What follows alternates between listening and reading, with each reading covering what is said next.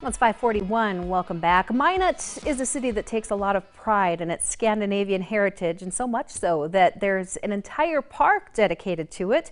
And speaking of pride, a local man has devoted his retirement years to keeping this park beautiful. Tim Olson introduces us to this week's Someone You Should Know. At the top of a hill, just a stone's throw away from the Great Stav Church, you'll find a nice view of Minot's Scandinavian Heritage Park. It's called the John Sin Outlook, a tribute to a man who's been looking out for this park for a long time. Each day when I'm here is a little different.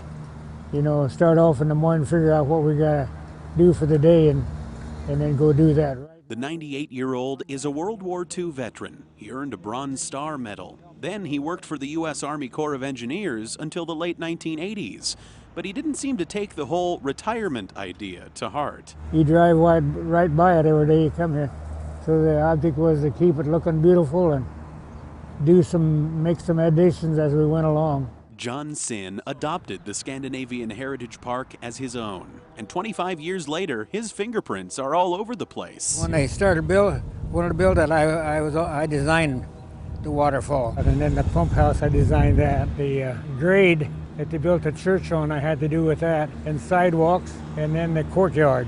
All that effort doesn't go unnoticed. I'll tell you what, John is a working guy. That's Mark Janser. He works across the street from the park. I wish all my employees showed up that faithfully. He is our #1 volunteer guide. You can count on him to do anything and everything in the park. I've just been amazed at what he does out here and what he's accomplished in the last 25 years. So next time you're at Minot's Scandinavian Heritage Park, keep an eye out for John Sin.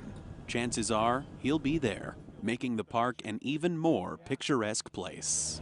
It's just a way of staying busy and enjoying what you do, you know. It's that dedication that makes him someone you should know. Tim Olson, KX News. Now, John says that he is not sure, but this year might be his last year volunteering with the park, and he joked that 98 seems like a good age to finally retire. I said, Amber, I am so impressed. I mean, that work ethic is just such an inspiration, and I would never guess he's 98 years young. Yeah.